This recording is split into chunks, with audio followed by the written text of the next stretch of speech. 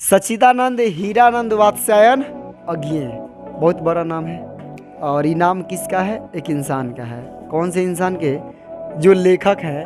और कौन से लेखक? जो 12th क्लास के हिंदी चैप्टर है। क्या है?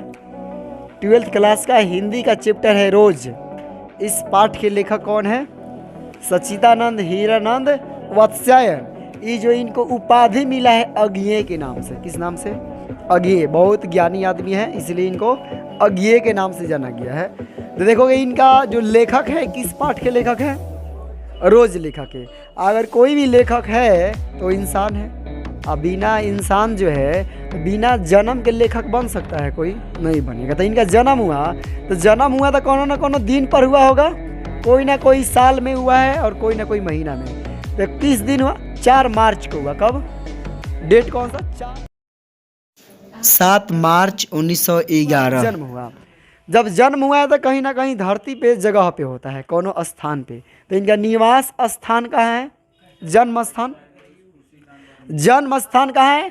कसिया कुशीनगर। और ये कहाँ है जगह? यूपी में है। कहाँ पर है?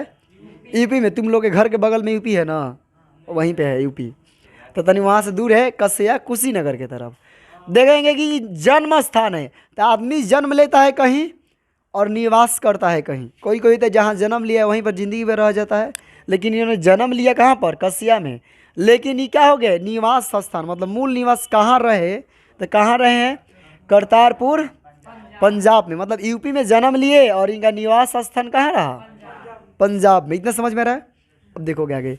जब ये लेखक बने हैं, जब ये जन्म लिए, तो बिना माता पिता के किसी का जन्म होता नहीं। तो इनके माता पिता जो हैं, माता के नाम क्या है? बेयंती देवी। क्या है? बेयंती देवी इनकी माता के नाम है। और पिताजी क्या है इनके? डॉक्टर हीरानंद शास्त्री हैं। और ये एक पूरा तत्ववेता है। क्या है? पूरा तत्ववेता। तो पूरा तत्ववेता के मतलब समझ में है? जो पुराने तत्वों का खोज करते हैं, जो वैज्ञानिक, उनको पूरा तत्व बोला जाता है। अभी जब लेखक बने थे तो बिना शिक्षा लिए, बिना पढ़े लिखे कोई लेखक नहीं बन सकता है। बिना पढ़े लिखे लेखक बन सकता है? कोई नहीं बन सकता। इन्होंने पढ़े लिखे तो शिक्षा ग्रहण किए। तो शिक्षा ग्रहण किए तो अपने शिक्षा के प्रथम 4 साल कहाँ पढ़े? घर पर पढ़े। और 1925 में क्या किए? 10th पास किए। ठीक। फिर 1927 में 12th पास किए। और बीएससी 1929 में पास किए ना। और फिर उसके बाद एमए जो है अंग्रेजी सब्जेक्ट से किए। कौन सी से? अंग्रेजी यानी कि इंग्लिश से एमए किए। अब मास्टर ऑफ आर्ट्स किए। अब देखोगे भाषा ज्ञान, मतलब कौन कौन से भाषा के बारे में इनको ज्ञान था। तो कौन कौन भाषा? संस्कृत भाषा जानते थे, हिंदी भाषा जानते थे, अंग्रेजी भाषा जानते थे। इस सामान्य रूप से इनके पास नॉलेज था। इसके अतिरिक्त और भी इनके पास फारसी और तमिल भाषा की भी ज्ञान था।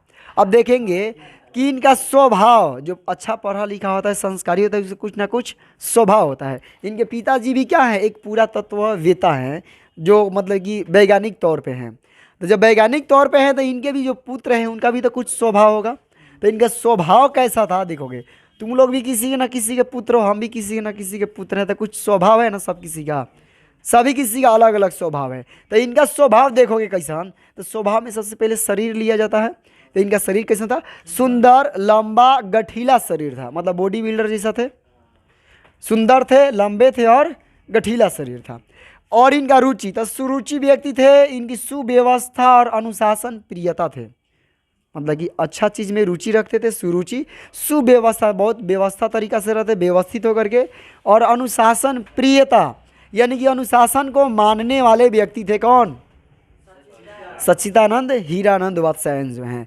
एकांत प्रिय, अंतर्मुखी स्वभाव, मतलब कि अज्ञेय जो है ऐसे व्यक्ति थे जो एकांत प्रिय, मतलब अकेला रहना पसंद रखते थे, समझे ना। और अंतर्मुखी मतलब कि आंतरिक स्वभाव को उजागर करने वाले थे। ये गंभीर एवं चिंतनशील व्यक्ति थे। कैसा? गंभीर और चिंता, मतलब गंभीर टाइप के थे। और क्या थे?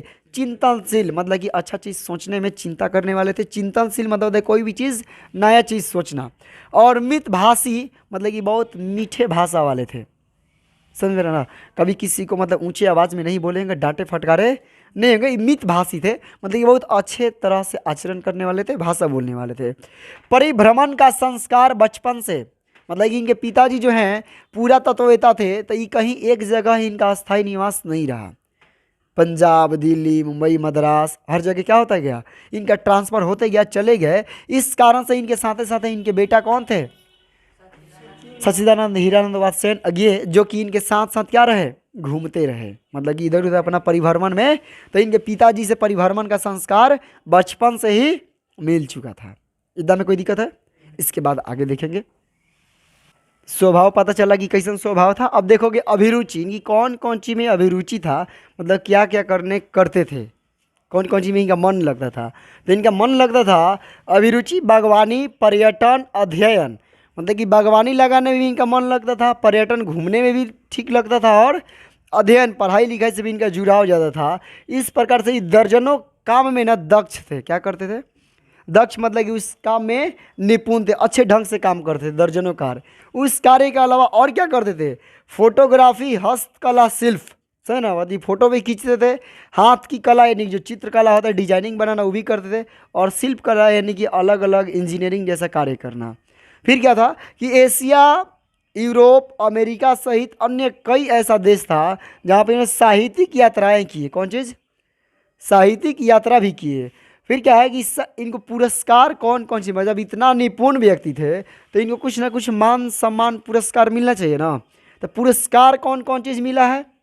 तो अज्ञेय को पुरस्कार मिला है साहित्य अकादमी पुरस्कार, ज्ञान भारतीय ज्ञानपीठ पुरस्कार, सुगरा जो यूगोस्लाविया का अंतर्राष्ट्रीय स्वर्णमाला है, ये भी क्या मिला उनको? पुरस्कार दिया गया। विजिटिंग प्रोफेसर के रूप में विश्व के कई ऐसे विश्वविद्यालय जहाँ पर इनको प्रोफेसर के रूप में आमंत्रित किया गया, बुलाया गया। इन्होंने पत्रकारिता भी की है। क्या? पत्रकारिता यानी कि न्यूज़ ही बनाए हैं। कौन कौन सी के लिए? तो सैनिक आगरा के लिए बनाए, विशाल भारत जो है कोलकाता में बनाए, प्रतीक प्रयाग में बनाए, दिनमान दिल्ली में बनाए, नया प्रतीक ये भी दिल्ली में किए, और फिर नव भारत टाइम्स इसकी भी पत्रकारिता नई दिल्ली में किए। अपने जीवन में कुछ कुछ महत्वपूर्ण क्या किए? कृतियाँ भी किए। तो कब से कृतियाँ करना स्टार्ट कर दिए, रचना करना? तो ये मात्र अभी 10 साल के बालक ही थे, तभी से क्या कर दिए? कविता लिखना स्टार्ट कर दिए। और ये कैसे? हिंदी और इंग्लिश दोनों भाषा के कवि हैं, मतलब जो कवि हैं कैसन लेखक है? हिंदी और इंग्लिश दोनों भाषा में लिखा करते थे। बचपन में खेलने के लिए इंद्र सभा का निर्माण कर दिए, नाटक का। समझ रहे ना? ये जो कौन है? सच्चिदानंद हीरानंद वात्स्यायन अज्ञे बचपन में खेलने के लिए इंद्र सभा नामक नाटक का निर्माण कर दिए, मतलब लिख डाले।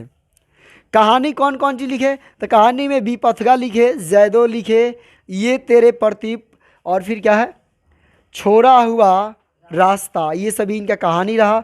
उपन्यास में कौन कौन चीज़ रहा? तो उपन्यास में इनका भी बहुत अच्छा रहा। उपन्यास में देखोगे इनका उपन्यास कौन कौन सी लिखे, तो उपन्यास भी लिखे। तो उपन्यास लिखे हैं कि शेखर एक जीवनी, प्रथम भाग 1941 में लिखे। क्या लिखे?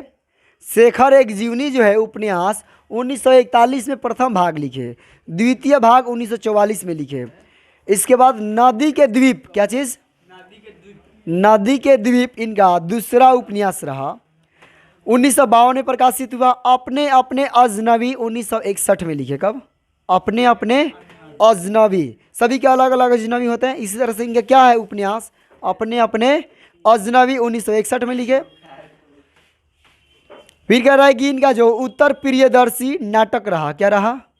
उत्तर प्रियदर्शी एक नाटक रहा। याद रखोगे कि ऑब्जेक्टिव में भी आता है क्या? उत्तर प्रियदर्शी क्या है? कहानी है, निबंध है, नाटक है, क्या है? नाटक है। भग्नदूत, चिंता, इत्यलम, हरी घास पर क्षण भर, बावरा अहेरी, आंगन के पार द्वार, कितनी नावों में कितनी बार, सदा नीरा, ऐसा कोई घर आपने देखा है, आदि कविता रहा। क्या रहा? ये सभी कविता रहा, इनका प्रमुख कविता। कह रहा है कि अरे यायावर रहेगा याद। क्या? अरे यायावर रहेगा याद 1953 में लिखे। एक बूंद सहसा उछली। क्या? एक बूंद सहसा उछली कब लिखे? 61 में यात्रा साहित्य त्रिशंकु आत्मेन पद आलवाल अद्यतन भवंती अंतरा शाश्वती संवत्सर आदि सभी निबंध रहे। क्या रहे? ये सभी जितना चीज रहा क्या रहा? निबंध लिखो रहे। लेकिन निबंध भी क्या लिखा? बहुत ज़्यादा निबंध लिखा। तार सप्तक 1943 में। कब? तार सप्तक 1943 में लिखे। दूसरा सप्तक 1951 में लिखे। तीसरा सप्तक 1959 में लिखे। फिर है कि चौथा सप्तक 1978 में लिखे। और पुष्करिणी रूपांबरा नेहरू अभिनंदन ग्रंथ, ये सब क्या है? इनका ग्रंथ है, मतलब कि ग्रंथ भी इन्होंने लिखा है। और इतना काम करने के बाद इनका निधन हो गया। कब निधन हुआ?